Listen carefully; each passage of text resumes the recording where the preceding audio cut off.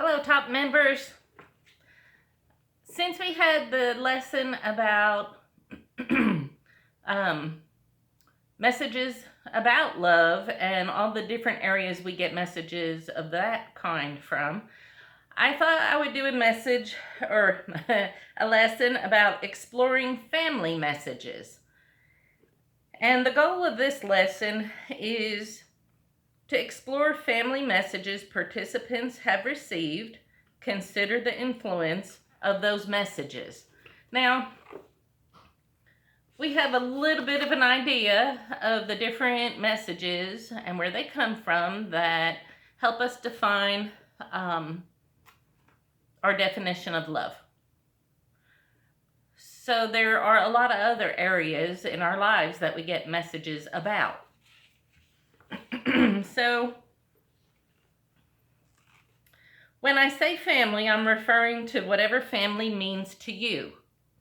Parents, siblings, aunts and uncles, cousins, grandparents, a foster family, or even close friends, or really anybody that is close enough to you that you consider them family. Now, the messages we get from all these different kinds of people, all these family people, comes in different ways. Sometimes they tell us directly, hey, people shouldn't be doing this, that, or the other. And that would be a direct message. They say things to other people that we overhear. We also watch what they are doing and we follow their example. They also can expose us to different types of experiences. If all you ever do is, like we are staying home right now, if all you ever did your whole life was stay home, you wouldn't be exposed to as many different circumstances as you would if you were out and about. So as our family exposes us to circumstances out and about, we learn and hear messages about how to conduct ourselves. So talking about family messages can be sensitive. Just like messages about love, some are positive and some are negative. So some of the messages we get from family can be negative as well. They can be painful, but there is the good side where they can be very dear to our hearts as well. So all families are different, and it's likely that we've received a variety of different messages from our families. Anytime we share personal information with each other, we need to pay extra attention to group guidelines. Of course, we're not in our class right now, but those guidelines are important in our personal lives as well. So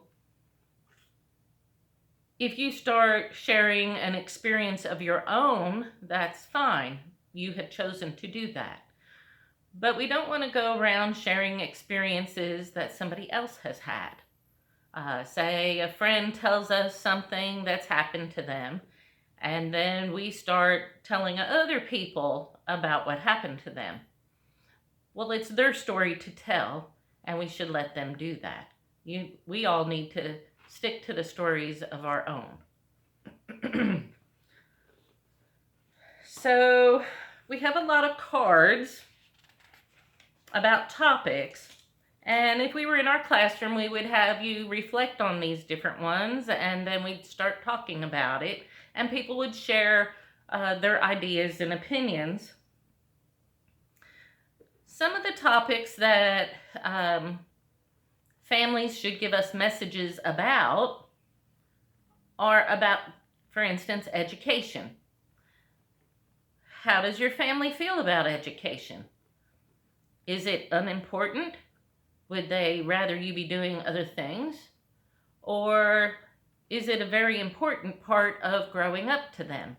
They want you to go to college or go to trade school, Maybe they want you to do very well in school so you can get farther than they have gone. I know out of 5 children in my family that I grew up with, only 2 of us went to college. The rest did not. So for some families, education is important, and other families, it's not. Dating and romantic relationships is a topic that we get messages from our family about. Drugs and alcohol. Does your family say one thing about drugs and alcohol, but their example shows you something else? Having nice things like fashionable clothes or the latest phone, how important is that to your family? How unimportant is that to your family? It wasn't ever very important when I was raising my children. I taught them that brands didn't really matter. You bought clothing for their function, not for their name. And so every family has their own way of doing things. Money and wealth. What kind of messages do you get about that? Contributing to the community, like volunteering or community service. Now, our club, Teen Outreach Program, we do community service, and you guys are really great at pitching in with us. We consider it an important part of personal development and to get all of us thinking about our fellow man and the needs that are in the community. Some of the messages might be about doing something illegal or against the rules.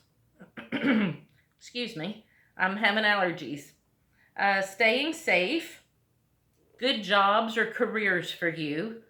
Family often has input about that sort of thing. What clothing, hairstyle, or jewelry to wear, how to be liked or respected, being part of certain activities like sports and band and theater. Some families really push that, and others do not. Faith, spirituality, religion is, you get messages from your family about that as well, the same as politics and being successful. So we would give these topics to you guys and have you think about them. And you would share these with each other, kind of brainstorm about them. And of course, we're not doing that. So you might write down your ideas on a piece of paper about the kind of messages you get on these topics. Now, you might find that your family doesn't give you messages about some of these topics. And if that's the case, then you might ask about how your family thinks about it. So let me go back to the list. So if you're not really sure how your family thinks about education and how important it is or not, then you might ask them and open up the conversation about it. So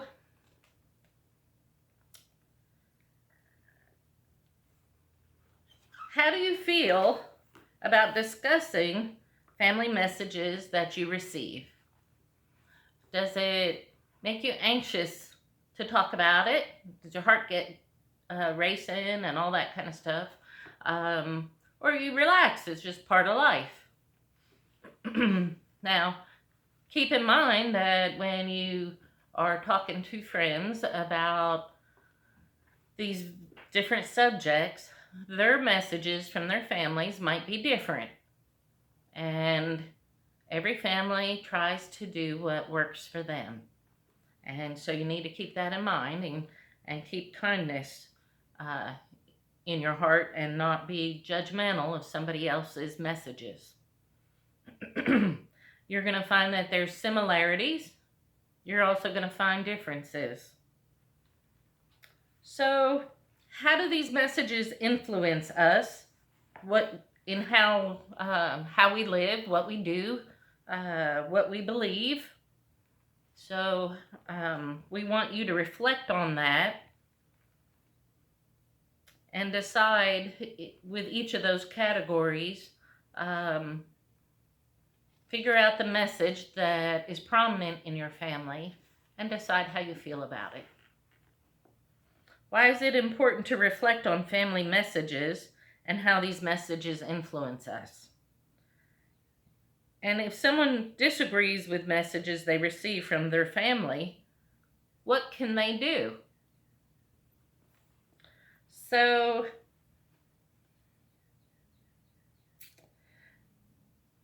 the other is what messages do you share with family members who are younger than you?